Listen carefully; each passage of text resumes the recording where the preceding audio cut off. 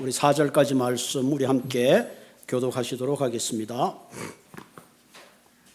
골로새서 말씀 3장 1절에서 4절에 있는 말씀. 그러므로 너희가 그리스도와 함께 다시 살리심을 받았으면 위의 것을 찾으라. 거기는 그리스도께서 하나님 우편에 앉아 계시느니라.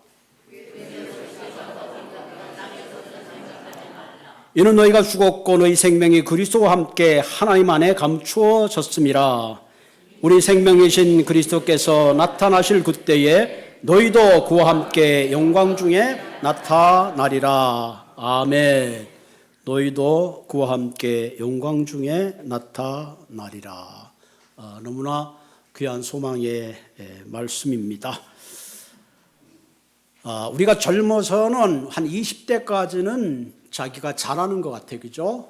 주위의 도움을 받고 교육을 받고 또 한 30, 40대 되면 자기를 위해서 경쟁사회에 서서 서로 공존하면서 경쟁사회 속에서 살죠. 그리고 이제 60이고 은퇴가 되게 되면 이제는 자기를 위해서 사는 것이 아니라 그동안 내가 받은 것을 나누는 그런 삶으로 성숙된 삶으로 나가게 됩니다. 우리의 신앙생활도 마찬가지죠. 우리가 구원받고 처음에 신앙생활할 때는 기쁜 마음으로 그저 나의 어떤 복을 위해서 나를 위해서 신앙생활을 하지만 어느 정도 시간이 흐르면 이제 너를 위해서 더 나아가서는 공동체를 위해서 섬기고 봉사하게 되는 것 같습니다. 우리 교회 연륜도 이제 43년이라는 시간이 흘렀습니다.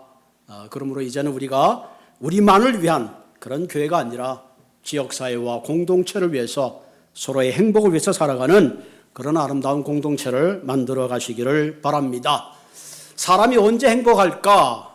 그것은 누군가를 위해서 사랑할 때 행복합니다. 내가 누구일까? 그것은 옆 사람의 주위의 사람들의 이야기를 들어보면 됩니다. 나는 참 잘 살아왔다고 자신이 이야기하는 것은 믿을 수가 없어요. 그러나 주위에 있는 사람들이 그 사람 정말로 멋있어. 그 사람과 함께 있으면 기쁨이 있어. 그 사람과 함께 있으면 또 만나고 싶어. 그런 사람이 많을수록 나는 아름다운 삶을 사는 겁니다. 그런 의미에서 우리의 삶은 신앙심이 깊어가면 깊어갈수록 서로 섬기고 아름다운 관계를 맺는 그런 삶으로 나가기를 주님의 이름으로 부탁을 드립니다. 오늘 설교 제목이 새 삶으로라는 그런 제목을 가지고 나누려고 합니다. 고령의 나이에도 초등학교를 입학하여 기네스북에 오른 사람이 있습니다.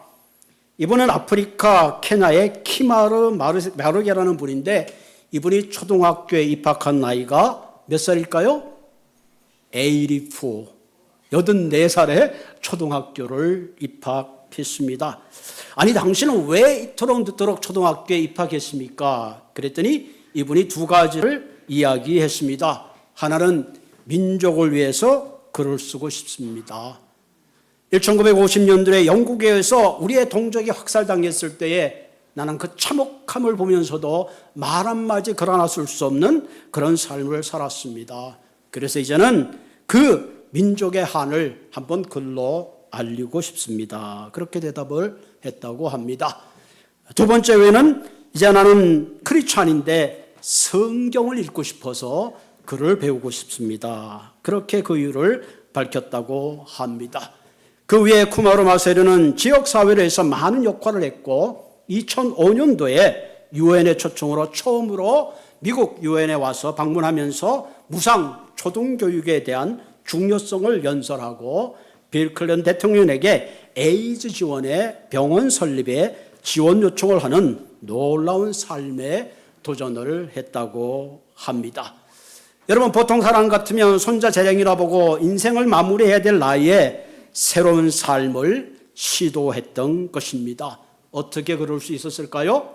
마르게는 그리스도 안에서 새로운 꿈을 발견했기 때문에 그렇습니다. 우리가 우리의 인생의 꿈을 설정하고 삶의 계획을 새롭게 하기 위해서는 사실은 연령이 문제가 되지 않습니다. 여러분 좋아하는 유행가 가사 중에 내 나이가 어때서 딱 놀기 좋은 나이인데 놀기만 좋은 나이가 되어서는 안 되고 놀긴 놀아도 뭔가 내 안에 여전히 꺼지지 않는 꿈을 따라 사시는 한 분 한 분 되시기를 바랍니다. 심지어 요즘의 젊은 사람들도 인생을 낭비하는 사람이 너무나 많습니다. 왜 그럴까요? 가장 중요한 것은 그 안에 생명의 불꽃이 꺼져 있기 때문에 그렇습니다. 그러나 아무리 우리 환경이 척박할지라도 나이가 들어도 내 심령에 부활하신 그리스도가 살아계시고 참 생명의 불꽃이 불타고 있다면 우리는 지금이라도 새 일을 시작할 수가 있습니다. 사도 바울은 그의 노년에 이런 것을 기록했죠. 고린도 후서에 보면 그러므로 우리가 낙심하지 아니하노니 겉사람은 후패하나 하나님의 속사람은 날로 새롭도다. 겉사람은 후패한다. 그렇죠. 나이가 드는 거 어떻게 해요? 잘 안 들리고 잘 안 보이고 동작이 늦는 거 어떻게 하겠습니까? 그러나 속사람은 날로 새롭도다. 오늘 아침에 제가 좀 일찍 잠이 깼습니다. 한 5시쯤 일어나서 유튜브를 보다가 우리가 김형석 교수님이 105세 되신 분인데 그분의 말씀 중에 이런 말을 해요. 내가 비록 겉모양은 105세지만 계속 내 안에 새로운 정신력이 있는 것 같다. 그렇죠? 새로운 정신. 육체는 후패하지만 우리 안에 있는 새로운 정신, 새로운 성숙된 인격은 날마다 성숙한다 하는 거죠. 그래서 우리가 나이가 들면 들수록 그 나이 듦의 인격이 많은 사람들에게 아름다운 영향을 주게 되는 거죠. 그래서 바울은 이런 고백을 하죠. 보이는 것은 잠깐이요 보이지 않는 것은 영원함이라. 내가 젊었을 때는 보이는 것을 쫓아 살았지만 내가 이제 보니까 보이는 건 잠깐이고 보이지 않는 것은 영원하다. 그런 것을 깨달았노라. 그렇게 이야기하는 것을 볼 수가 있습니다. 그런 의미에서 예수를 믿는 저와 여러분들은 진정 부활의 생명이 있는 한 비록 육체의 모습은 나이 들어갈지라도 우리의 삶에 그리스도의 아름다운 새로운 꿈과 비전을 가지고 달려가시는 한 분 한 분 되시기를 주님의 이름으로 축원을 드립니다. 성경에서 말하는 새로운 삶은 우리에게 주어지는 환경이나 조건에 상관없이 날마다 새롭게 살면서 우리가 하나님께 영광을 돌리는 삶을 살 수 있다는 것입니다. 자, 오늘 본문 3절에 볼까요? 본문 3절에 보면 이는 너희가 죽었고 너희 생명이 그리스도와 함께 하나님 안에서 감추어졌느니라. 변화의 새로운 삶을 도전하기 위해서는 내가 그리스도 안에 죽었음을 선언하는 겁니다. 옛 생명은 죽었고 그리스도 안에 내 안에 새로운 생명을 얻었다는 걸 깨달아야 합니다. 나는 죄에 대하여 죽고 의에 대해서 살았다는 것입니다. 그렇기 때문에 우리는 죄의 본성인 우상을 숭배하고 야망과 욕심과 이익심을 버리고 새로운 삶의 변화의 삶을 추구하면서 그리스도의 생명 가운데 살아갈 때에 우리의 삶의 끝자락에 남다른 아름다운 열매를 맺게 되는 줄로 믿습니다. 예수님이 십자가에서 위해 준비하신 큰 축복이 있는데 그것은 뭐예요? 나의 옛 성품은 죽고 그리스도의 성품 가운데 살아가게 하시는 겁니다. 내가 그리스도의 십자가의 은혜를 받았음에도 불구하고 내가 여전히 옛 것을 추구하고 있다면 그것은 내 안에 여전히 옛 생명으로 살아가는 겁니다. 겉모습은 크리스찬 같지만 사실 그 내면은 전혀 달라진 것이 없다는 거죠. 선배 목사님 중에 한 분이 비즈니스를 하다가 늦게 소명을 받고 교회를 시작했습니다. 사회 경험이 많아서 그런지 교회를 시작했는데 몇 년 안 돼서 생각보다 교회가 날마다 부흥했습니다. 주위에서 모든 사람이 부러워했습니다. 참 당신 목회를 너무 잘한다.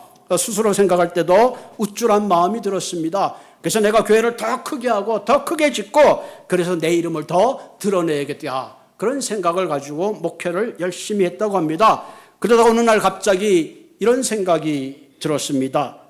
아니 내가 비즈니스 할 때도 옷가게를 더 크게 하고 확장해서 더 분점을 내고 내가 더 부자가 되어서 내 이름을 내려고 생각했는데 목회를 하면서도 나의 생각이 그때나 지금이나 다른 게 없구나. 다만 바뀐 게 있다면 내가 교회를 하는 거가 비즈니스 하는 거구나. 그런 생각을 하면서 하나님 앞에 회개하면서 진정 겸손한 마음으로 엎드렸다. 그렇게 고백하는 것을 들었습니다. 여러분 우리가 예수를 믿지만 여전히 형태만 바뀌고 내 안에 옛 성품을 그대로 살아가고 있다면 우리는 하나도 바뀐 것이 없는 거죠. 여러분, 일반 사람과 크리스찬의 가장 큰 차이가 뭘까요? 주일날 우리는 골프 안 치고 교회 갑니다. 우리는 열심히 성경 공부하고 예배드리고 친교하고 봉사합니다. 그것만으로 내가 크리스찬이라는 아이덴티티를 말할 수 있을까요? 그렇지 않아요. 불경을 드리고 다른 어떤 종교를 믿는 사람도 동일한 경전을 열심히 공부하고 봉사하고 나가서 열심히 삽니다. 그럼 무엇이 그들과 큰 차이가 있을까요? 그것은 우리의 삶에 구별된 거룩한 삶으로 내용을 보여줄 수 있어야 합니다. 하나님의 묘라기라고 챈 달라스 윌라드는 분은 이런 크리스찬을 겉모양만 있는 크리스찬, 한마디로 경건의 모양은 있으나 능력을 상실한 교인, 아니면 소비적 광고의 교인이라고 그런 혹평을 했습니다. 여러분, 텔레비에 많은 광고들이 나오잖아요. 광고를 보면 다 사 먹어야 될 게, 저걸 먹고 바르면 막 금방 젊어질 것 같고 평생 늙어가지 않을 것 같은 광고를 해요. 그러나 광고의 내용과 제품은 늘 거리가 먼 것을 볼 수가 있습니다. 그런 의미에서 크리스찬의 삶은 적어도 세상의 광고보다는 진실해야 됩니다. 뭔가 그리스도 안에 우리의 삶이 생산적이고 창조적일 때에 우리는 하나님의 뜻을 잘 감당할 수가 있습니다. 저와 여러분들은 그리스도 안에서 구원받은 백성입니다. 내가 구원받은 건 너무나 소중합니다. 거기서 끝나서는 안 되고 내가 구원받았다면 진정한 크리스찬으로 삶의 더 아름다운 삶으로 나아갈 수 있는 그런 삶을 살아야 되는 줄로 믿습니다. 그러기 위해서는 구원받은 우리가 변화의 삶에 도전해야 됩니다. 종교적 변화에 만족하는 것이 아니라 새로운 차원의 우리의 가치가 변하고 의식이 변하고 생각이 변하고 우리의 근본적인 삶의 철학이 바뀌어야 되는 줄로 믿습니다. 그러기에 오늘 본문을 통해서 세 가지를 함께 나누어 보고자 합니다. 우리가 새 삶으로 나가기 위해서는 과연 무엇이 변해야 되겠는가? 첫째로는 우리의 추구하는 것이 변해야 합니다. 본문 1절을 볼까요? 한번 같이 읽읍시다. 그러므로 너희가 그리스도와 함께 살리심을 받았으면 위의 것을 찾으라. 거기는 그리스도께서 하나님 우편에 앉아 계시느니라. 위의 것을 찾으라. 제테이타라나 헬라어 이 말은 현재 명령형입니다. 위의 것을 한번 잠깐 찾고 잊어버리는 것이 아니라 끊임없이 계속 위의 것을 찾으라.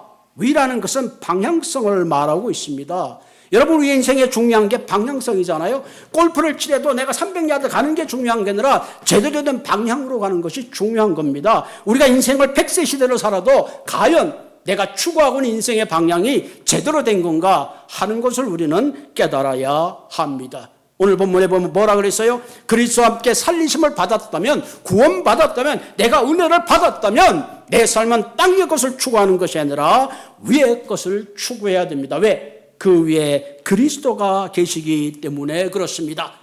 그리스도의 뜻이 나의 뜻이 되고 그리스도의 가치가 나의 가치가 되고 그리스도가 멈추면 내가 멈추고 그리스도가 가면 내가 갈 수 있는 삶의 방향성을 가지는 것, 그것이 바로 위의 것을 추구하는 것입니다.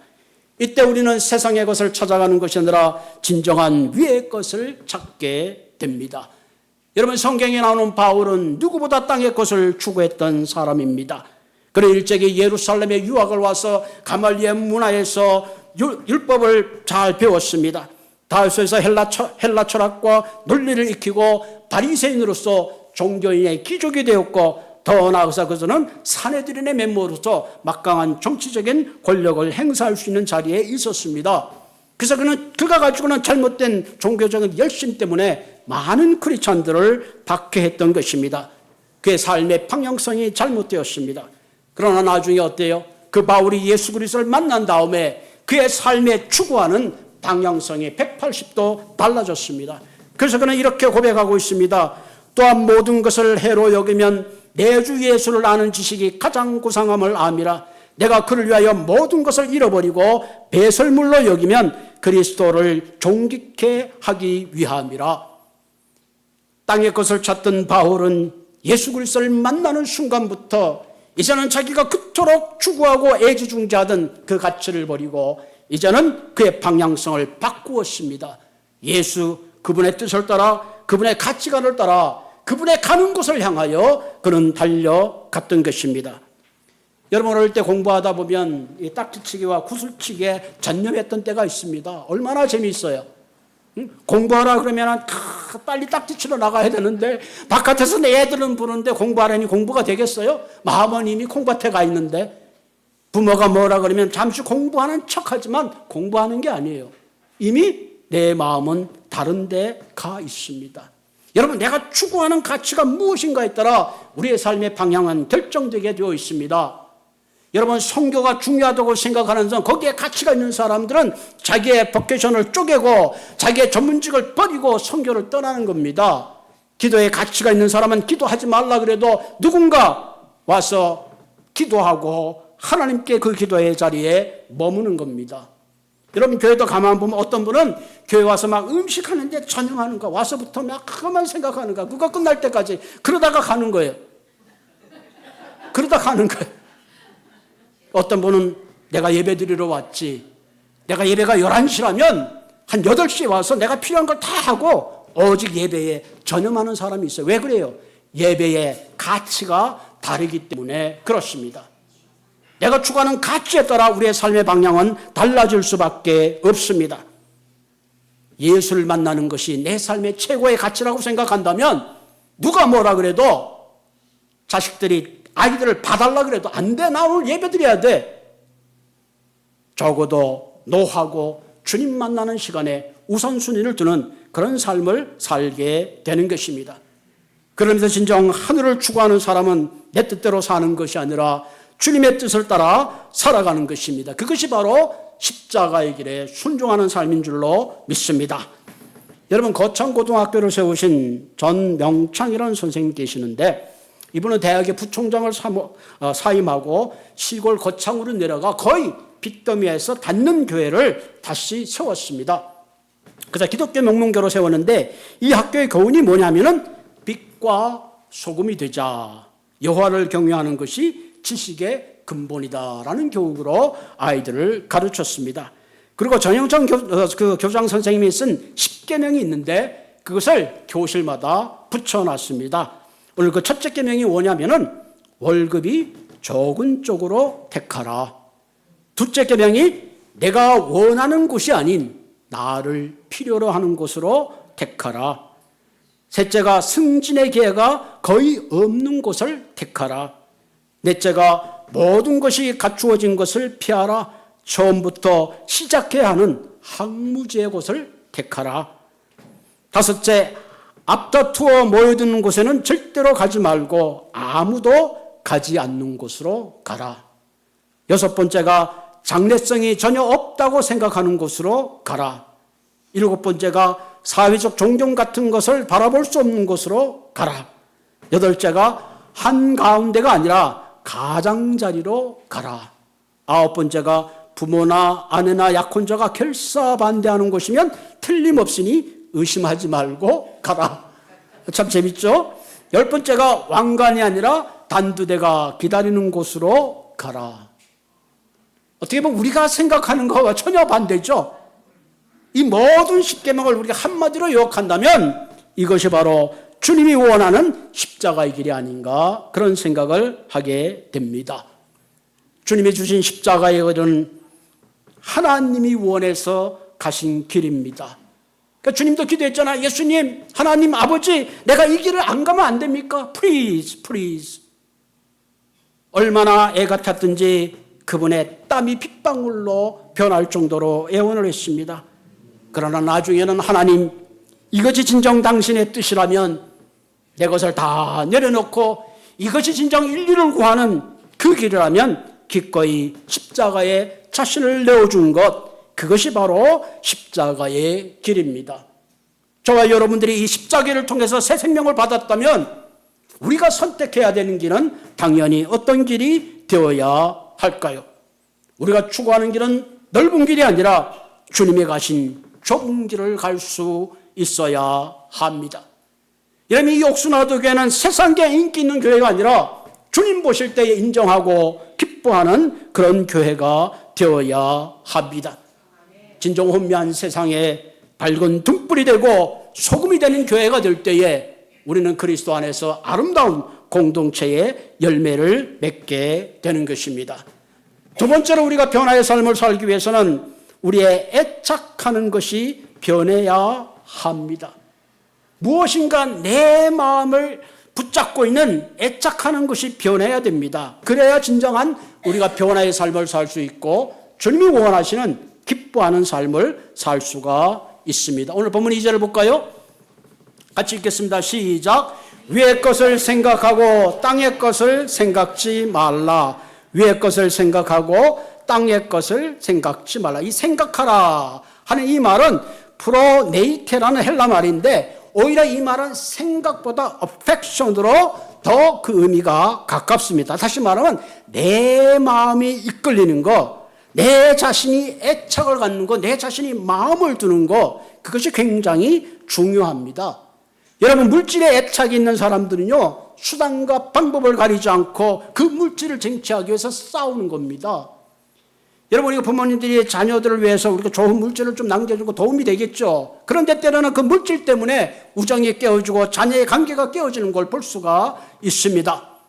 권세에 애착이 있는 사람은 물불을 가리지 않고 자기가 그 권력을 누리기 위해서 사람을 짓밟고 심지어는 죽이기까지 하는 것을 볼 수 있습니다.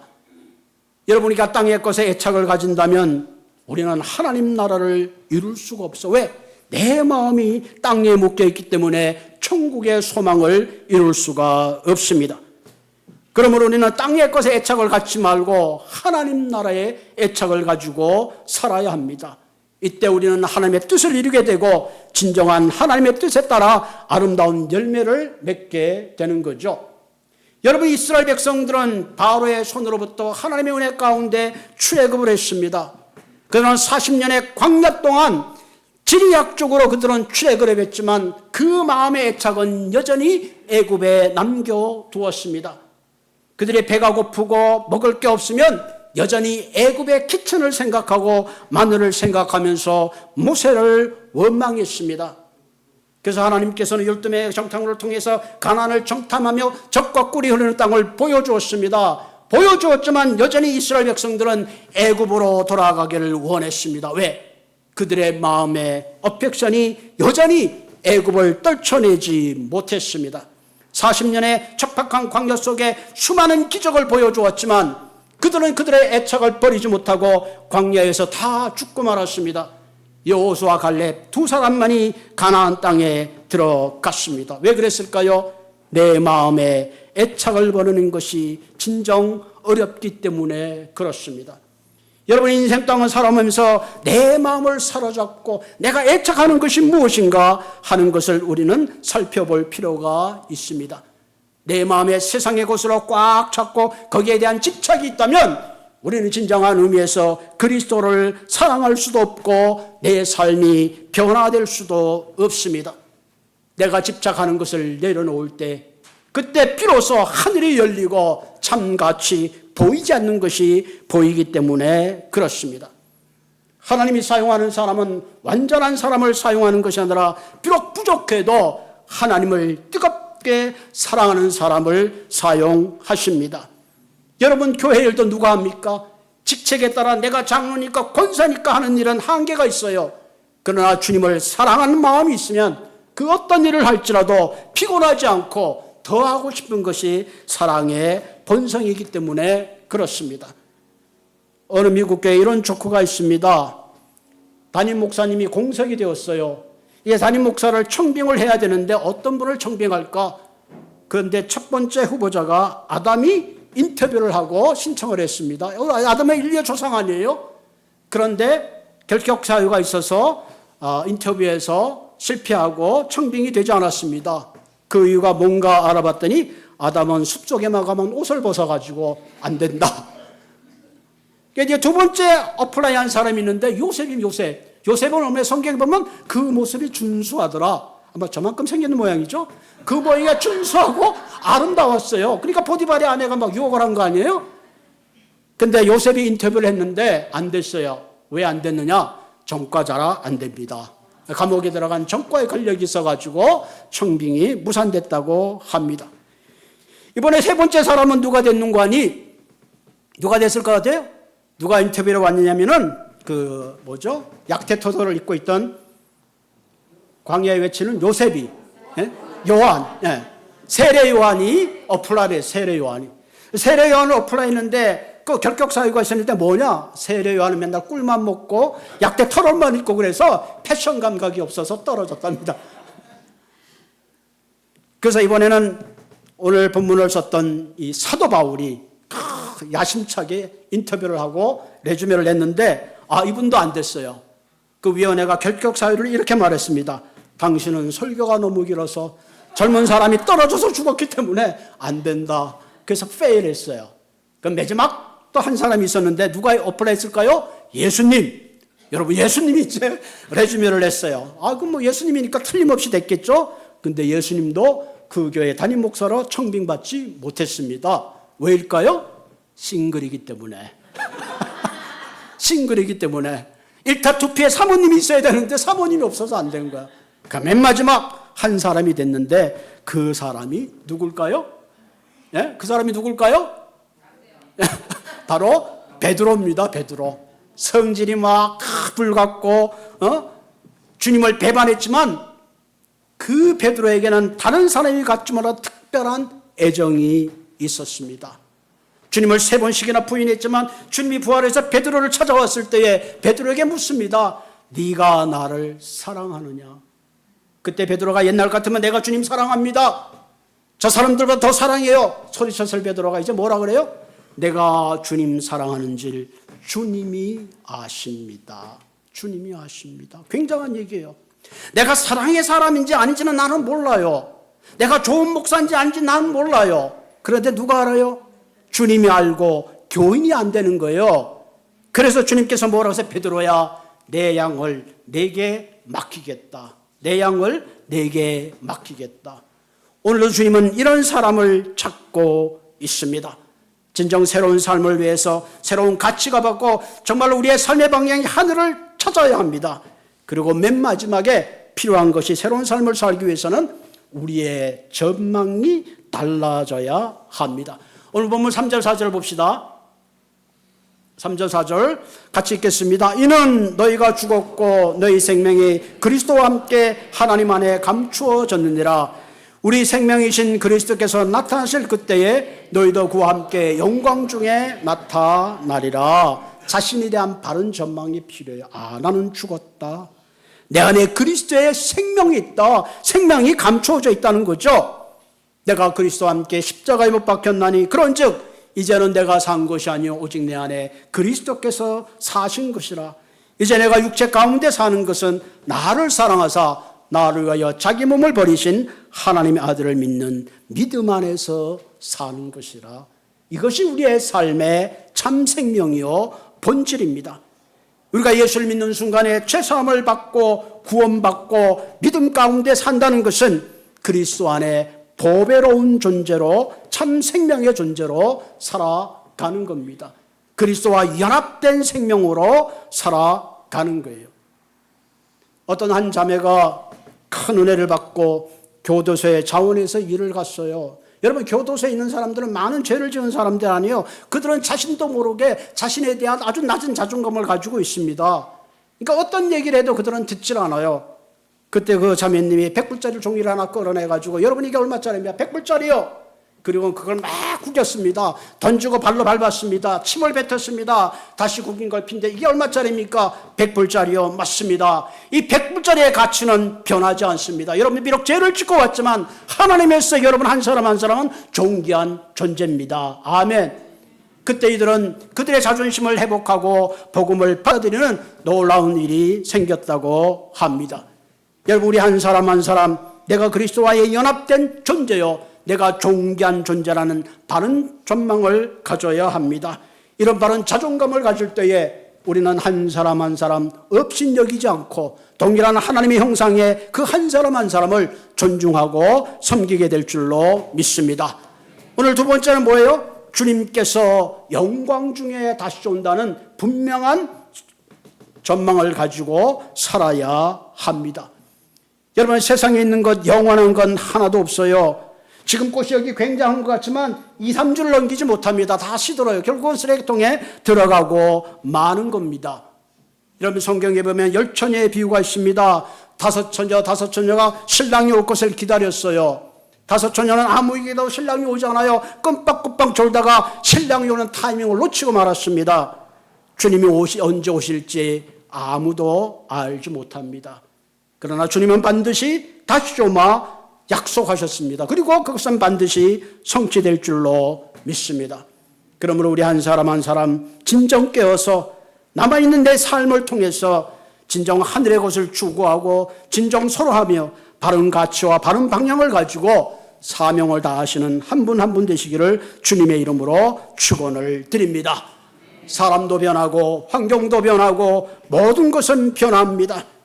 세상에 우리의 마음을 빼앗기지 않고 그리스도에게 맡겨주신 참 생명과 소망을 붙잡고 주님 부르시는 그날 기쁨을 가지고 주님의 재림하신 그날때에 영광스러운 마음으로 함께 승리하시는 한 분 한 분 되기를 주님의 이름으로 부탁을 드립니다. 우리 같이 기도하겠습니다.